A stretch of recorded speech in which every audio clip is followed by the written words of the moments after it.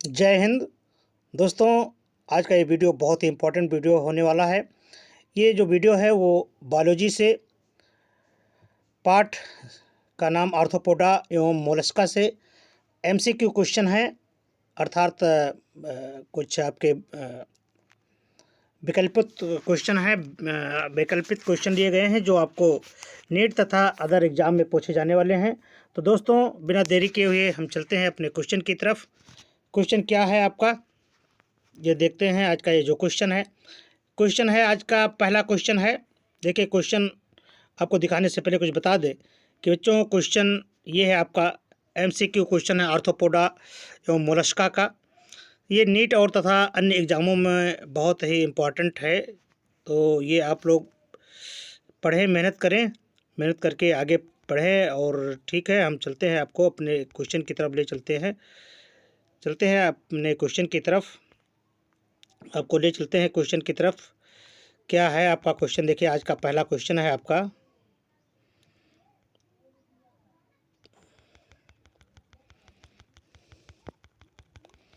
आपको ले चलते हैं पहले क्वेश्चन की तरफ। पहला क्वेश्चन है आपका, देखिए ये है आपका पहला क्वेश्चन। पहला क्वेश्चन इस तरह से है कि निम्नलिखित में से कौन सा प्राणी कीट नहीं है।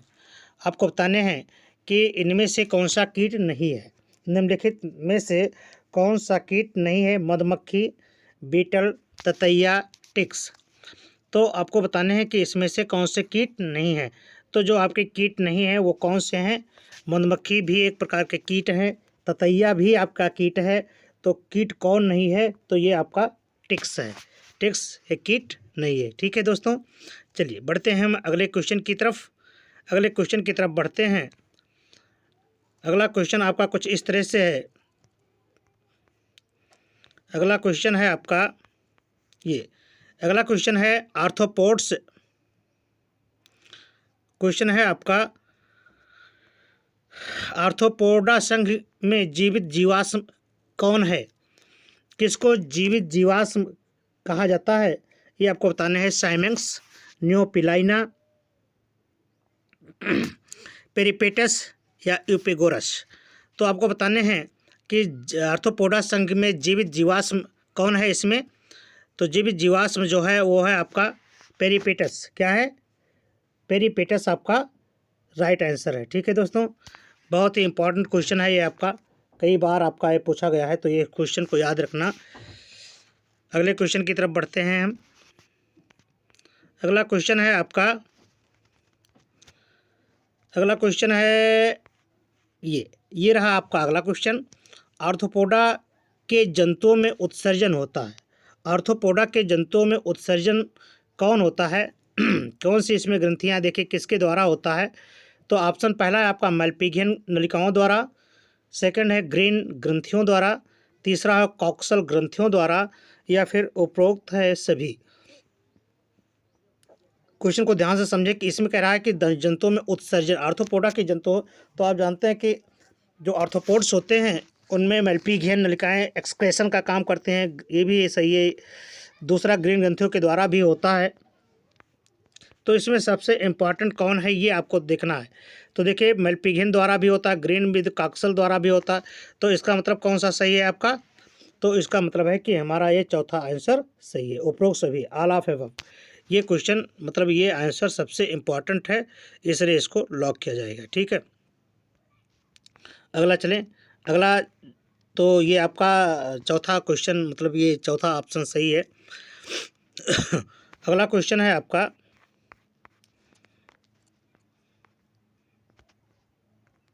अगला क्वेश्चन है पुस्तक फुफ्फुस किसमें पाए जाते हैं?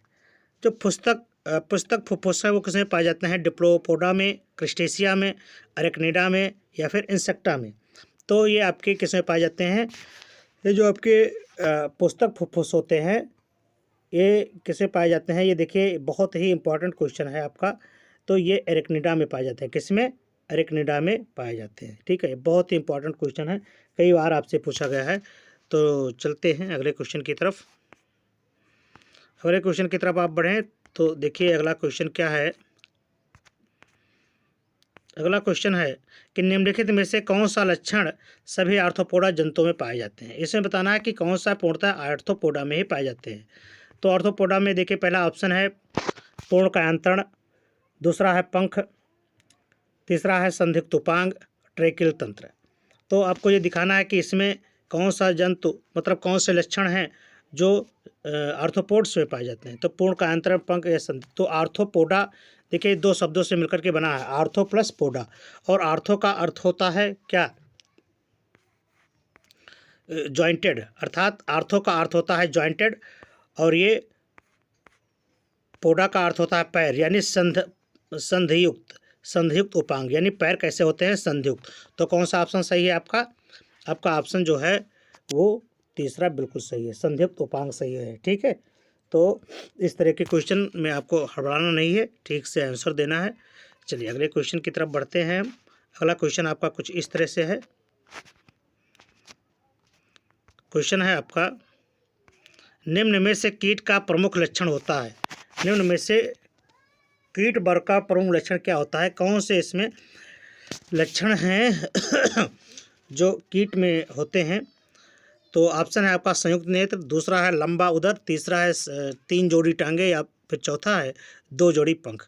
तो कौन सही है इसमें, तो इसमें आपका सबसे बेस्ट आंसर क्या है, 3 जोड़ी टांगे। ठीक है, तो ये आपका सही आंसर हुआ। चलिए अगले क्वेश्चन की तरफ बढ़ते हैं।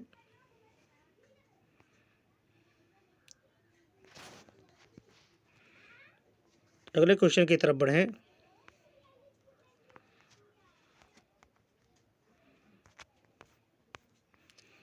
स्कॉर्पियन यानी बिच्छू, बिच्छू जो होता है उसका शरीर किन भागों में विभक्त होता है। ये कह रहा है कि जो बिच्छू होते हैं इनका शरीर किन भागों में विभक्त होता है, बटा हुआ होता है। सिर, बच्छ एवं उदर में, प्रोसोमा या ओपिस्थोसोमा में, बच्छ एवं उदर में, और चौथा ऑप्शन है सिर तथा सेफेलोथोरैक्स में। तो ऑप्शन कौन आपका सही है, तो आपके जो ऑप्शन है वो प्रोसोमा तथा ओपिस्थोसोमा, ये सबसे इम्पोर्टेंट है आपका, इसी में इसका शरीर बटा हुआ होता है। अगला चलें, अगले क्वेश्चन की तरफ बढ़ें। अगला क्वेश्चन है आपका, अगला क्वेश्चन है मकड़ी के टांगों की संख्या कितनी होती है। देखिए देखने में तो बड़ा ये हल्का सवाल है, लेकिन बहुत ही आप में कन्फ्यूजन उत्पन्न करने वाला क्वेश्चन है। तो मकड़ी के टांगों की संख्या कितनी होती है, तो 3 जोड़ी, 4 जोड़ी, 6 जोड़ी, 2 जोड़ी। तो 2 और 6 तो होगी नहीं, ये तो कंफर्म कर लें आप। अब बचा 3 जोड़ी और 4 जोड़ी, तो इसमें कौन सा आपका सबसे सही है, तो जो सही है वो है 4 जोड़ी। कितना, 4 जोड़ी। मकड़ी में कितने टांगे होती हैं, 4 जोड़ी टांगे होती हैं। ठीक है, तो ये आपको ध्यान में रखना है कि मकड़ी में कितने जोड़ी टांगे होती हैं, 4 जोड़ी टांगे होती हैं। ठीक है, चलिए बढ़ते हैं अगले सवाल की तरफ। अगले सवाल की तरफ बढ़ें अब।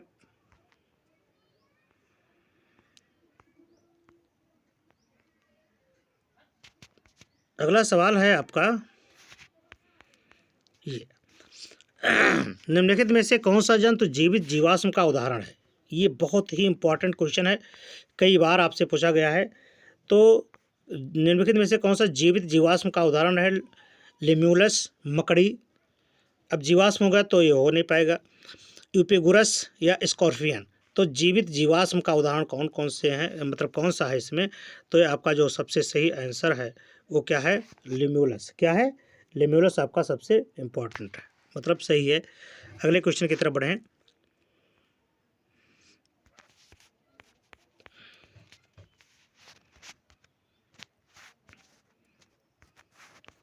अगला क्वेश्चन है, निम्न में से कौन सा कीट पंख रहित होता है।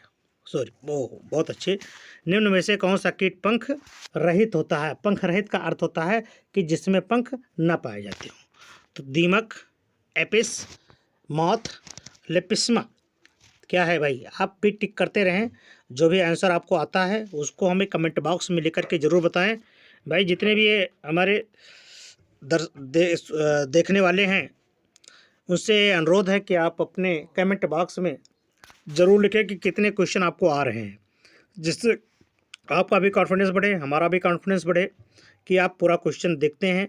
बच्चों अगर आप क्वेश्चन पूरा देखेंगे नहीं, पूरे क्वेश्चन को इत्मीनान से पढ़ेंगे नहीं, हल्के में इसे पढ़ेंगे तो आपका एग्ज़ाम भी हल्के में हो जाएगा। इसलिए अगर आपकी तैयारी अच्छी करनी है, आपको अच्छे नंबर लाने हैं, तो मेहनत करके पढ़ना होगा। और जो भी क्वेश्चन आपको आता है उतने क्वेश्चन आप टिक करके बताएं कि हाँ इतने क्वेश्चन सर जी हमको याद हुआ, इतने क्वेश्चन हमें आते हैं, ठीक है। और जो भी आपको पढ़ना है वो कमेंट बॉक्स में ज़रूर लिखें।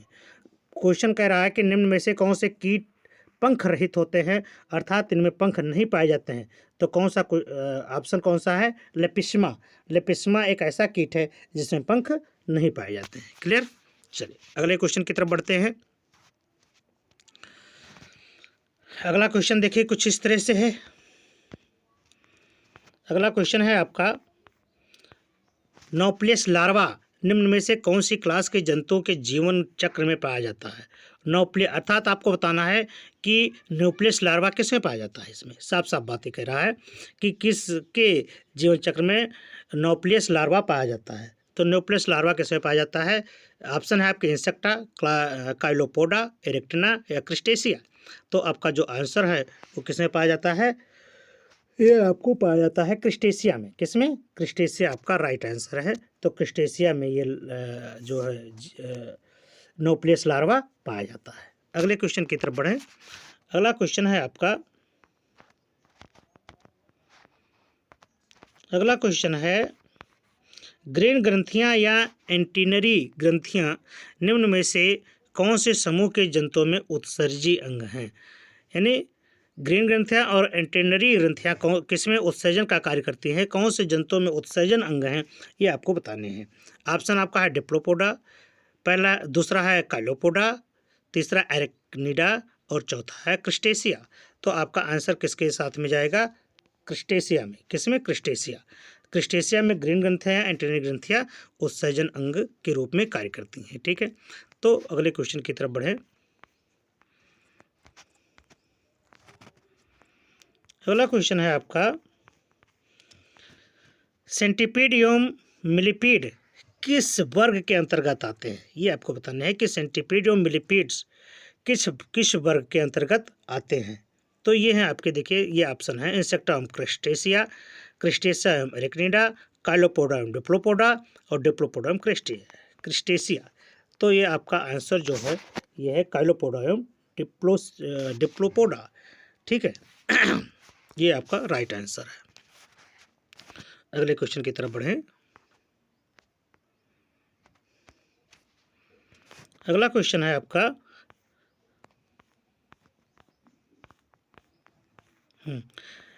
एक क्रिस्टेशियन को कीट के किस आधार पर पृथक किया जा सकता है? एक क्रिस्टेशियन को कीट से किस आधार पर पृथक किया जा सकता है, मतलब इसको अलग किया जा सकता है, ठीक है। ये आपसे क्वेश्चन कह रहा है कि क्रिस्टेशियन को कीट से अर्थात कौन से अलग लक्षण है जिसके द्वारा हम इसको अलग कर सकते हैं। तो पहला है एक जोड़ी एंटीनी, दूसरा है संदिग्ध उपांग से, तीसरा है शरीर के विभाजित भागों से, चौथा उपांगों की संख्या हम शरीर का 2 भागों में विभाजित होने से। तो आपका जो आंसर है वो सबसे ये है, उपांगों की संख्या, चौथा आंसर सबसे सही है। बच्चों एक बात और बहुत ज़रूरी है वो आपसे कहना चाहूँगा कि आप किसी भी कंपटीशन की अगर तैयारी करते हैं तो उसमें आपको जो सॉल्व पेपर हैं या जो आपके मल्टीपल चॉइस क्वेश्चन हैं इनको आप ज़्यादा से ज़्यादा इस्तेमाल करें, क्योंकि आप ज़्यादा से ज़्यादा जब हल कर लेंगे तो आपको जितने भी प्रकार के वो पूछने का ढंग होता है ना वो आपके दिमाग में बैठ जाएगा। और अगर आप थ्योरी तो पढ़ें, उसमें कोई दो राय नहीं है, थ्योरी तो पढ़ना ही है। थ्योरी के बाद में जब आपके क्वेश्चन ऑब्जेक्टिव में आने हैं तो आपके ऑब्जेक्टिव प्रकार के जितने भी प्रकार के क्वेश्चन हों उनको आपको पढ़ना बहुत ज़रूरी है।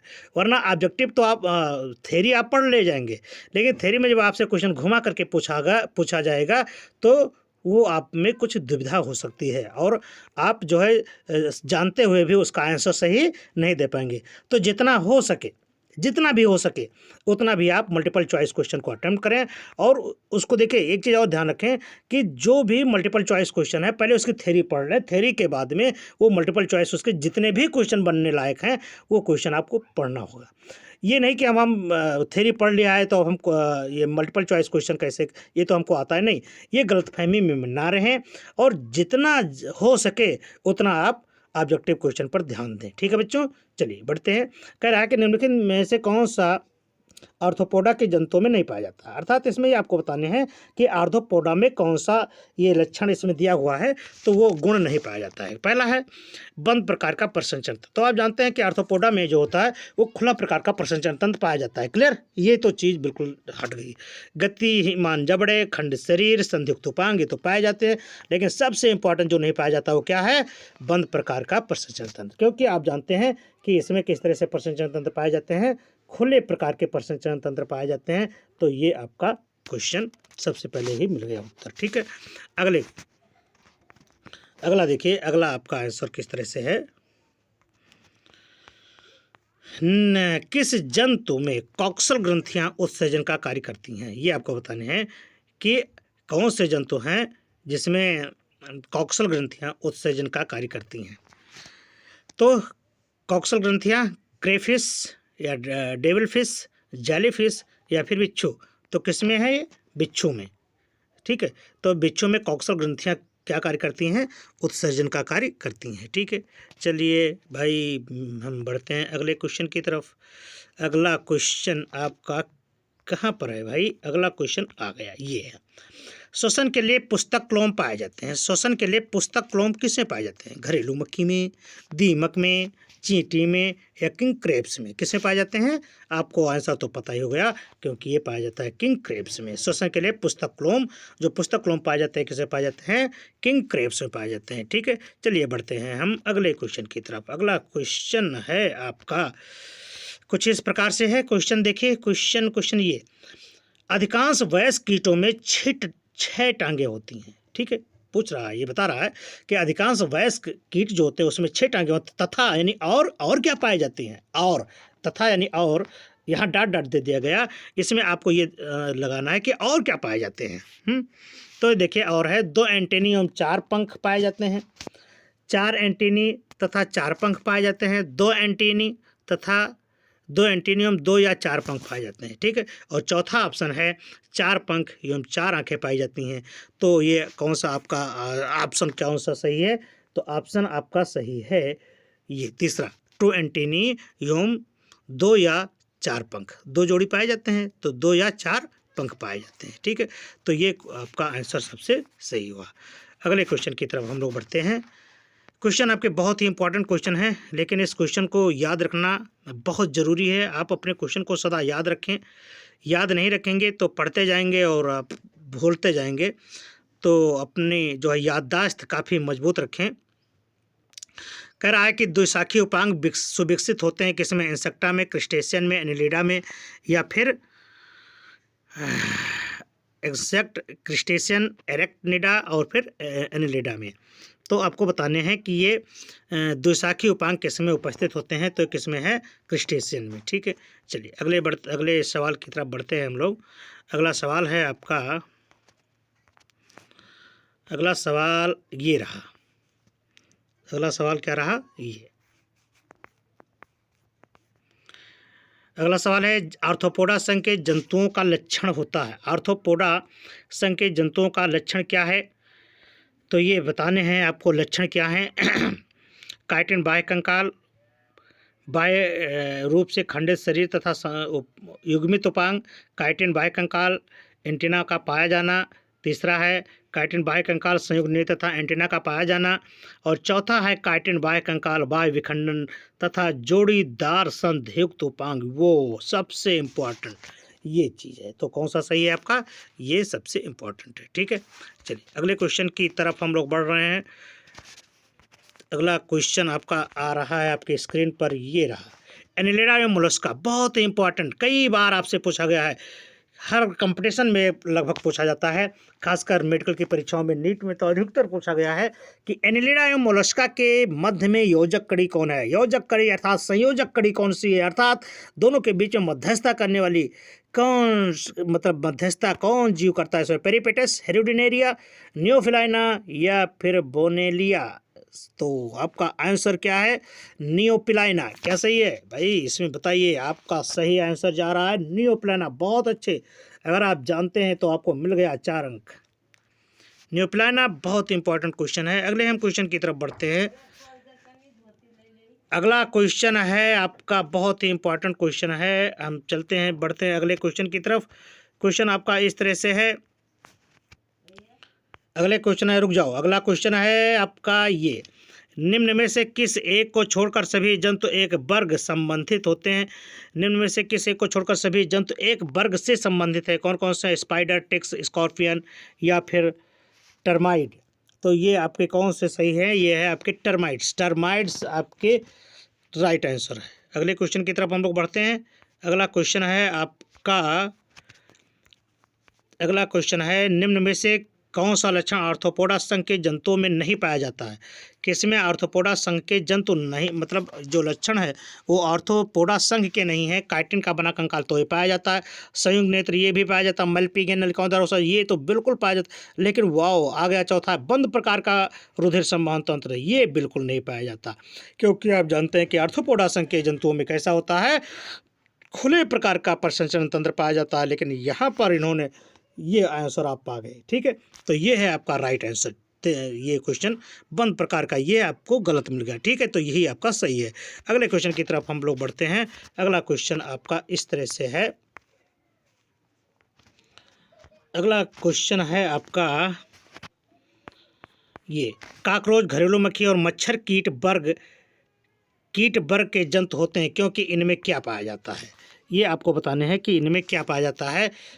काइटिन युक्त बाह्य कंकाल, सिरा एवं सेफलोथोरैक्स में बटा हुआ शरीर, 6 टांगे, संयुक्त नेत्र, सिर, बच्छ और मुदर। बस बस बस मिल गया। काइटिन युक्त बाह्य कंकाल, खंडयुक्त शरीर, 3 जोड़ी टांगे, श्रृंखला, ये तो हो नहीं सकता।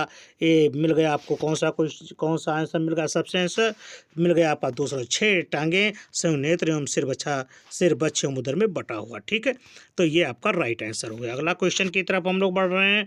क्वेश्चन आप बहुत अच्छा खेल रहे हैं, तो ठीक है, हम मिलते हैं अगले क्वेश्चन में। ये रहा आपका, खटमल, जोंक, मच्छर में क्या चीज़ समान है? वो आपको बताना है कि खटमल, जोंक और मच्छर, इन तीनों में क्या चीज़ समान है? ये सभी परजीवी हैं, ये तो बात सही है, परजीवी हैं। सभी में प्रतिस्कंदन पदार्थ पाया जाता है, वो भी बिल्कुल सही है। सभी रुधिर चूसक होते हैं, सब तो वही हैं भाई, रक्ताहारी हैं। और चौथा ऑप्शन है उपरोक्त सभी। तब जब 3 क्वेश्चन आपके मिल ही गए हैं, 3 आंसर सही है ही, तो चौथे को तो देखना नहीं है ना। चौथा तो आपका सही है, अर्थात ऑल ऑफ अबव, उपरोक्त सभी आपके आंसर सही हैं। ठीक है, बढ़ते हैं अगले क्वेश्चन की तरफ। अगला क्वेश्चन आपका यूँ रहा, ये रहा आपका अगला क्वेश्चन है, एरेक्निडा वर्ग के जंतुओं को किस लक्षण द्वारा पहचाना जाता है?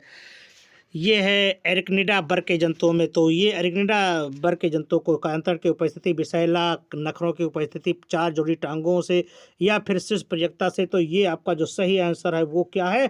4 जोड़ी टांगों से। चलिए अगले क्वेश्चन की तरफ आप बढ़ें, बहुत ही इंपॉर्टेंट क्वेश्चन आने वाला है। अगला क्वेश्चन बहुत ही इंपॉर्टेंट है, देखिए बढ़ते हैं। क्या है? पृथ्वी पर सर्वप्रथम, बहुत ही इंपॉर्टेंट, पृथ्वी पर सर्वप्रथम उड़ने वाला जंतु कौन था? ये आपको बताना है, कीट, पक्षी, रेप्टाइल्स या फिर मैमल्स। तो ये आंसर आपके बिल्कुल सही बताना होगा, क्योंकि आप इसका भी आंसर दे सकते हैं। रेप्टाइल्स तो उड़ नहीं सकता, मैमल्स तो जानते हो अलग चीज़ है, पक्षी, और पक्षी से पहले कौन उड़ा है? कीट। तो कीट आपका सर्वप्रथम उड़ने वाला जंतु था। ठीक है, बहुत इंपॉर्टेंट क्वेश्चन था ये। अगला क्वेश्चन हम बढ़ते हैं अगले क्वेश्चन की तरफ। ये अगला क्वेश्चन है आपका कि कौन सा कीट वाहक के रूप में नहीं पाया जाता है? कौन सा कीट वाहक के रूप में नहीं पाया जाता है? लेसिफर, अनाफ्रीज, क्योलेक्स या फिर एडीज। तो आपका जो नहीं पाया जाता वो क्या है?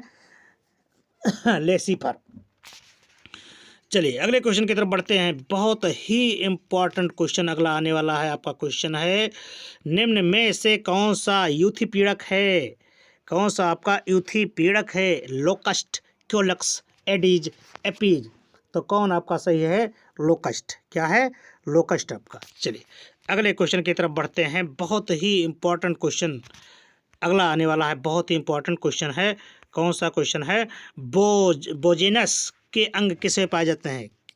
बोजेनस के अंग किसमें पाए जाते हैं आपके? कार्डेटा में, कनेडर्मेटा में, एनलिडा में या फिर मोलस्का में? किसमें पाए जाते हैं? मोलस्का में। बोजेनस के अंग किसमें पाए जाते हैं? मोलस्का में। चलिए अगले क्वेश्चन की तरफ आप बढ़ें। अगला क्वेश्चन बहुत ही इंपॉर्टेंट क्वेश्चन है आपका, जहाज की लकड़ी में छेद करने वाला मोलस्का कौन सा है?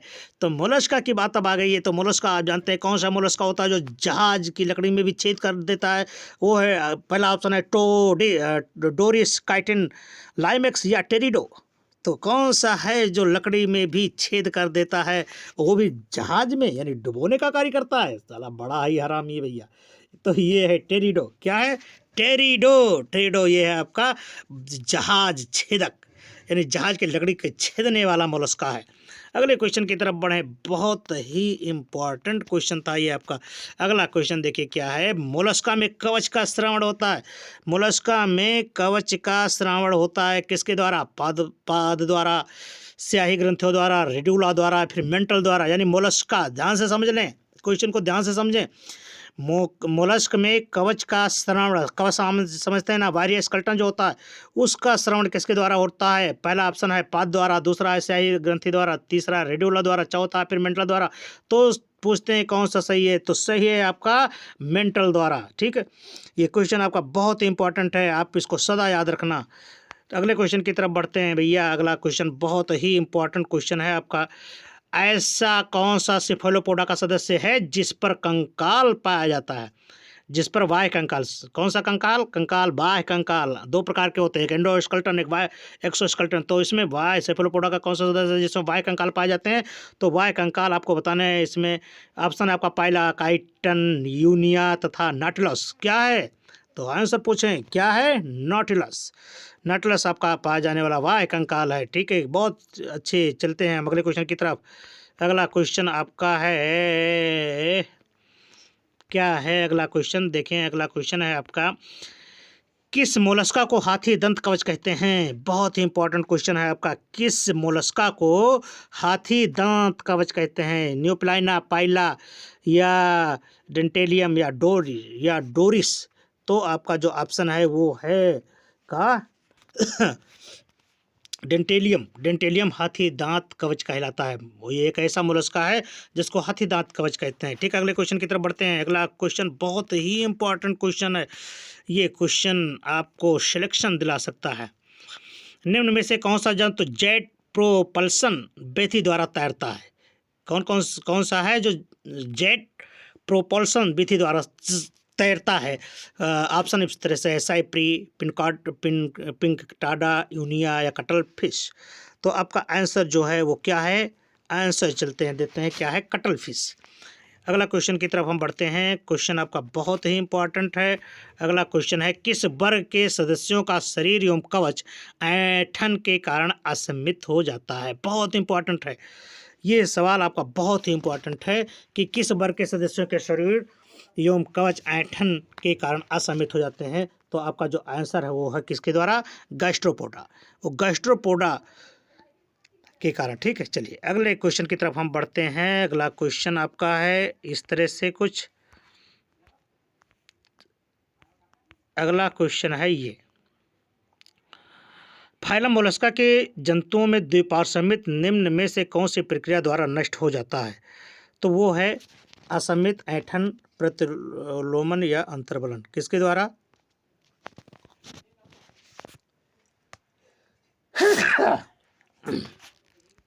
अगला क्वेश्चन है,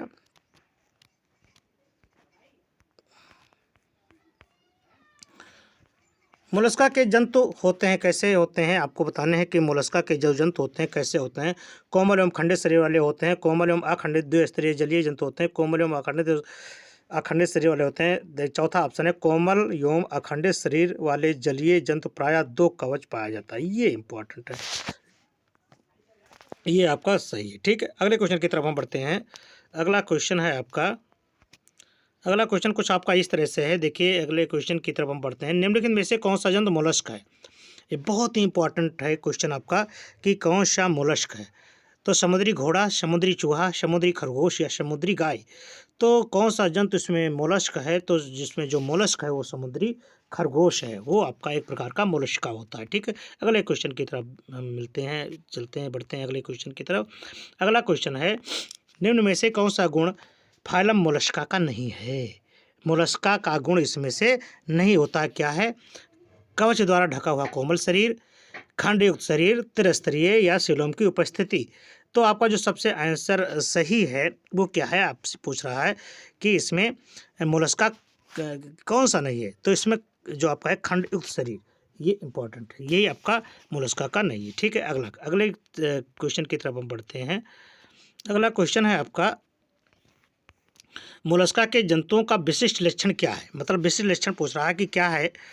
तो इसमें आप देखें, पहला है सरों की कठोर शरीर, कठोर कवच की उपस्थिति, मेंटल की उपस्थिति, या फिर पाद की उपस्थिति। तो मोलस्क के जंतुओं का जो विशिष्ट लक्षण होता है ना, वो क्या है, मेंटल की उपस्थिति। ठीक है, ये मेंटल जो है ये इसमें उपस्थित होना बहुत ज़रूरी है। अगले क्वेश्चन की तरफ हम लोग बढ़ते हैं।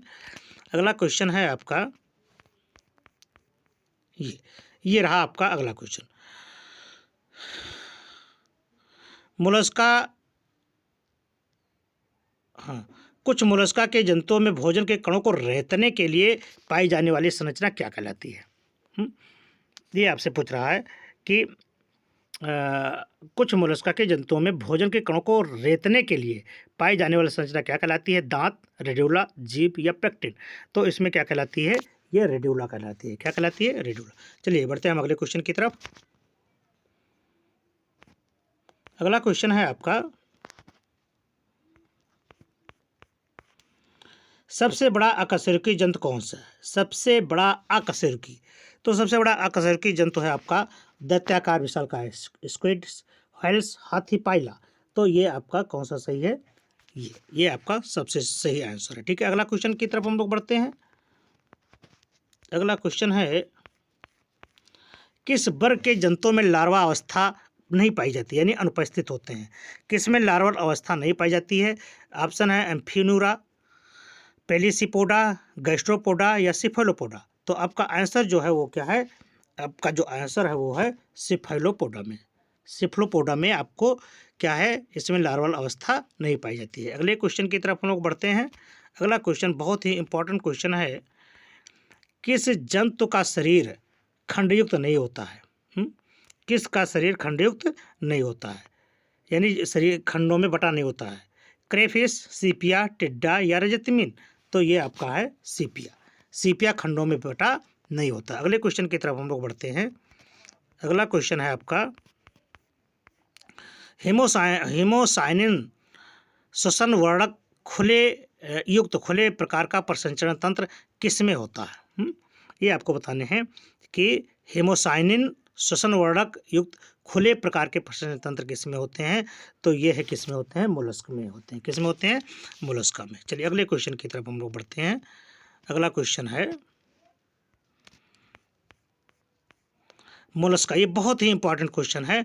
मोलस्का के रुधिर में कौन सा धातु आयन पाया जाता है। मोलस्का के रुधिर में कौन सा धातु आयन पाया जाता है। तो यहाँ पर पाया जाता है कॉपर आयन। क्या पाया जाता है, कॉपर आयन पाया जाता है। ठीक है, तो ये आपका आंसर सबसे सही है, कॉपर आयन है। ठीक है, अगले क्वेश्चन की तरफ हम लोग बढ़ते हैं। पाइला के रसायन ग्राही संवेदांग कौन से हैं। पाइला के रसायन ग्राही संवेदांग कौन से हैं। टेनिडियम, रेडुला, ऑफ्रेडियम या टेस्टोसिस्ट। तो ये आपकी क्या है, ऑफ्रेडियम। ठीक है,